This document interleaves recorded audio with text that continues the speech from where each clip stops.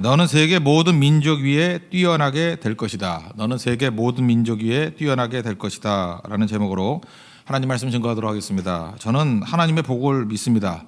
특별히 새교회와 또 우리 성도 한 사람 한 사람에게 우리 복 주실 것을 믿습니다. 세계 모든 민족 위에 뛰어나게 하실 것을 믿습니다. 그죠? 그래서 우리 교회를 복되게 해 주십시오. 우리 성도를 복되게 해 주십시오. 이걸 기도하고 또 우리 붙들어야 된다는 것입니다. 그런데 대전제가 있습니다. 두 가지 전제가 있는데, 하나님은 세상을 다스리고 계신다는 거예요. 하나님이 모든 것을 다스리고 계신다. 첫 번째 전제. 두 번째, 인생의 승리와 패배는 하나님과의 관계에 달려 있다. 그러니까 두 가지예요. 하나님께서 세상을 다스리고 계신다. 또 인생의 승리와 패배는 하나님과의 관계에 달려 있다. 순종하면 복된 인생을 살고 불순종하면은 죽는다는 것입니다. 그게 핵심이에요. 그런데 이 내용의 핵심이 뭐냐면, 그럼 순종이 뭐냐? 내용은 말씀입니다. 말씀에 순종하면 두 가지 오늘 정리할 수 있어요. 세계 모든 민족 위에 뛰어나게 하실 것이다. 두 번째는 복이 찾아오는 사람이 될 것이다. 같은 내용 같지만 약간 좀 다릅니다. 세계 모든 민족 탁월성 높여주신다. 또 두 번째는 복의 사람이 된다는 거예요. 어딜 가든지 복이 찾아오는 사람이 될 것이다. 이게 우리에게 임해서 우리가 하나님의 능력의 우리 통로, 축복의 통로가 되는 은총이 임하기를 바랍니다. 차례도 살피겠습니다. 첫 번째는 말씀에 순종하면 모든 민족 위에 뛰어나게 하실 것이다 그랬습니다. 1절이 제일 중요한 구절인데 여기 세 가지 내용이 있죠. 내가 내 하나님 여호와의 말씀을 삼가 듣고 내가 오늘 내게 명령하는 그의 목소리 모든 명령을 지켜 행하면 내 하나님 여호와께서 너를 세워 모든 민족 위에 뛰어나게 하실 것이다. 이 세 가지가 나와 있잖아요. 첫째는 약속의 형태로 되어 있다는 것입니다. 복은 약속입니다. 순종하고 따르면 복 받는 것이고, 그렇지 않으면 못 받는다는 거예요. 선택 여하에 달려 있다. 또 두 번째, 순종의 핵심은 말씀 순종에 있다라는 거예요. 딴 거 아닙니다. 하나님 말씀 순종하는 게 순종이다. 어려운 거 아니라는 거죠. 하늘에 별 따오라 그러면 얼마나 힘들겠어요. 또 어떤 사람은 이게 순종을 논리 만드는 건지 알아요. 그래서 SNS 이런 거 보면은 막 앉아가지고 죽어라 앉아가지고 논리만 만들어내요. 그 논리 만들어내면 똑똑한 사람만 해야 될 거 아니에요. 그거 아니고 단순한 겁니다. 하나님 말씀 듣고 말씀대로 순종하면 되는 거예요. 듣고 순종하는 거. 그럼 이런 모든 복이 다 임하게 된다는 것입니다.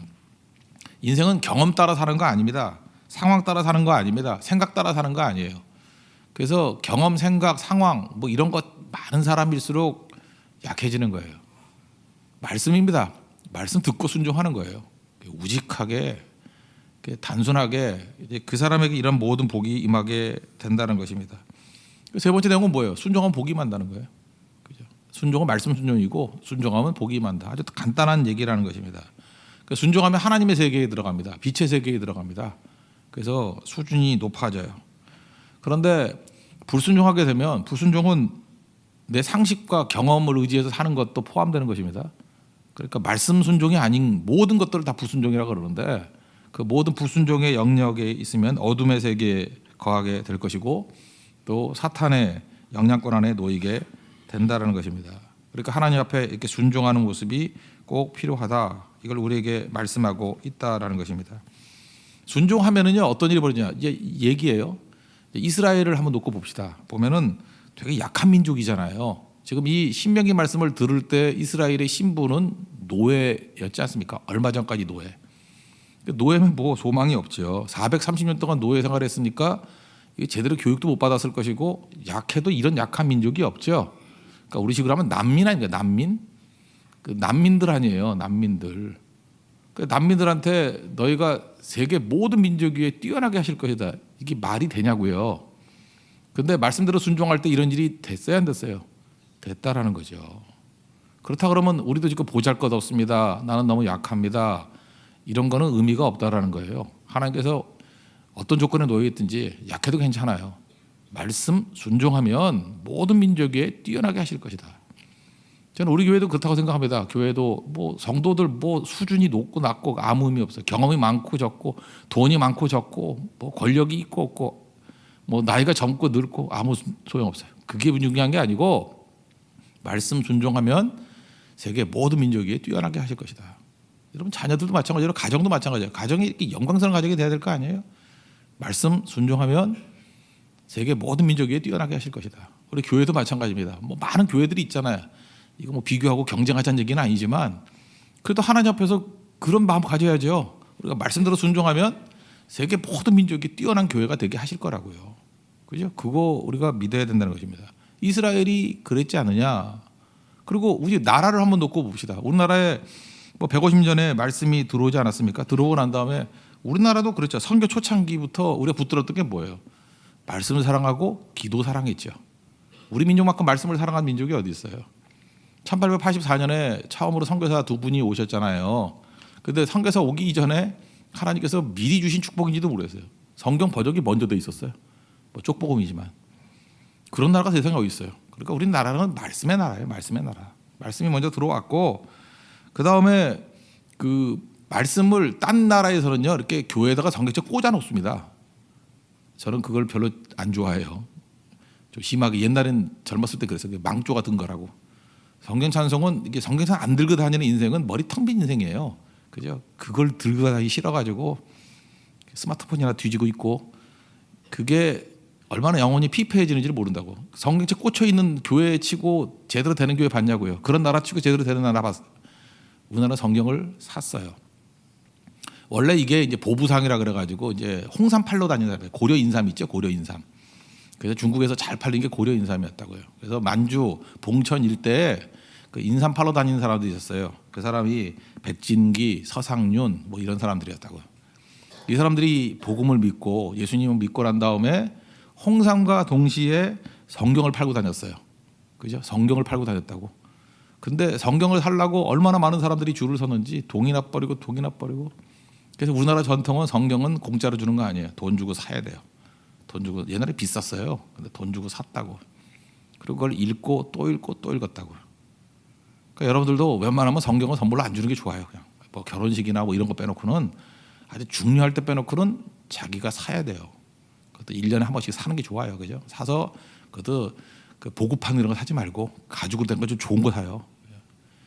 나는 비싼 거 하나 나왔으면 좋겠어. 성경도 한 20만 원짜리 뭐 이렇게 만들었으면 좋겠어. 뭐 금태로 돌리고 루이비통 성경이 나왔으면 좋겠어. 이렇게 딱 해가지고. 그래가지고 좀 힘차게 봐야 된다고. 그러면 들고 다니면서 얼마나 열심히 보겠어요. 성경 말씀이 더 귀한 것이기 때문에 그게 우리나라였다는 것입니다. 그리고 우리나라에만 사경례라는 게 있어요. 부흥회라 그러지 않고 사경례. 조사할 때 사자, 사경 말씀을 조사한다는 거예요. 그래서 사경이 어떻게 일주일씩 했어요. 일주일씩 했는데 주일부터 시작해서 토요일까지 일주일 내내 했는데 성도들이 쌀 가지고 왔어요.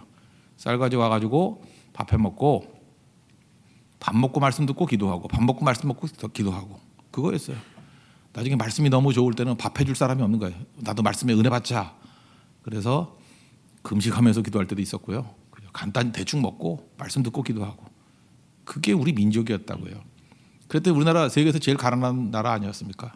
우리 다 아시죠? 세계 모든 민족 위에 뛰어나게 하실 것이다. 지금 세계 1등 뭐 되는 거 되게 많아졌잖아요. 이게 지금 얼마 전 얘기예요. 1999년도까지도 1등이 별로 없었다고요. 그런데 지금 한 15년, 17년 요 사이에 하나님께서 막 부어주신 것들이 있잖아요. 이게 다 조상 때부터 하나님 말씀을 사랑했던 일들 거기서부터 벌어지게 됐다는 것입니다. 그럼 물어볼 것도 없죠. 여러분 가정이 기독교 명문 가정이 되고 영광스러운 가정이 되기 위해서 해야 될 일이 뭐예요? 말씀 순종. 그러면 국가가 살고요. 교회가 세상 모든 민족이 뛰어나게 될 것이고 여러분 가정이 세상 모든 민족 위에 뛰어나게 될 것입니다. 그래서 스펙 쌓는 게 아니에요. 말씀 순종이 중요하다고. 그러니까 미래는 어디다 걸어야 돼요? 말씀 순종하는 사람에게 인생을 걸어야 된다고. 우리 인생은 생존이 아니에요. 서바이벌이 아니라 탁월성. 세계 모든 민족이 뛰어나게 하셨다. 엑셀런스라는 탁월성이 아니고 above all이에요. above all. 모든 것보다 이게 오버 위에 있게 만든다고. 그죠? above all의 개념이에요. 모든 것들 위에. 이건 뭐 다 같이 탁월이 아니라 탁월한 게 있다 할지라도 그 위에 above all. 그죠? 그 위에 있게 만든다고요. 하나님의 약속입니다. 저는 이 약속을 믿습니다. 우리나라 이게 전 세계 나라 뭐 이렇게 나라 같은 나라들이 있죠. 도시국가 이런 거 말고 198개국이 있는데 나라 크기로는 108위예요. 작은 나라입니다. 굉장히 작은 나라예요. 뭐 제일 큰 나라가 러시아, 뭐 캐나다, 미국, 중국, 브라질 뭐 이렇게 쭉 나가는데 우리는 108위예요. 작은 나라입니다. 인구는 25위. 뭐 중국, 인도, 미국 이렇게 쭉 나가는데 우리 25위. 그렇죠. 일본이 10위예요. 일본이 큰 나라예요. 인구가 전 세계 10위예요. 일본이 그 내수 시장이 큰 거라고. GDP는 15위. 근데 1인당 GDP는 더 떨어져요. 그죠? 훨씬 떨어진다고. 뭐 그렇게 많지 않은데 33인가 그런데 너무 기쁜 게 뭐냐면요. 선교사 파송이 세계 2위예요. 이러니 하나님께서 복 주시지 않겠어요? 그죠? 이거 계속 해야 된다는 것입니다. 그래서 교회는 sitting capacity, 이게 자리 갖고 따지는 게 아니고 이게 모이는 게 아니고 sending capacity, 리워의 말이 맞아요. 그죠? 많이 보내는 게 그게 우리 능력이라는 거예요. 이거 계속 해야 됩니다.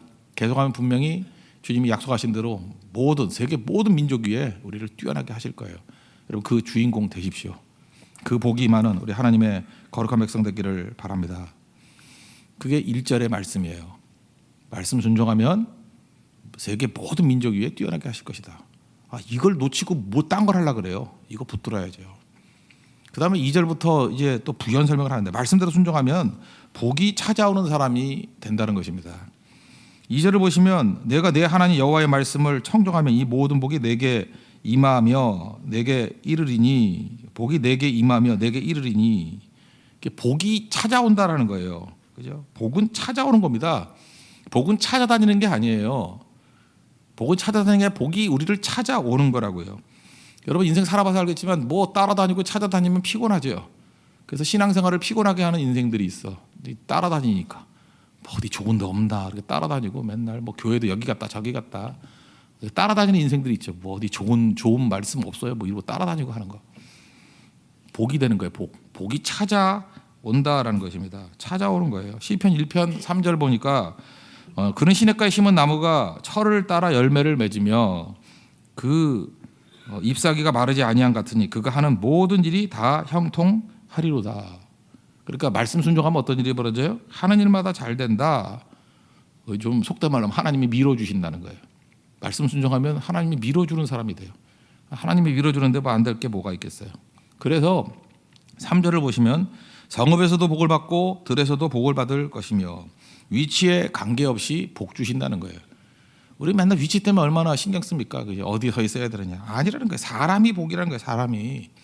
이 왕궁에 있던 들판에 있던 뭐 관계없다라는 거예요.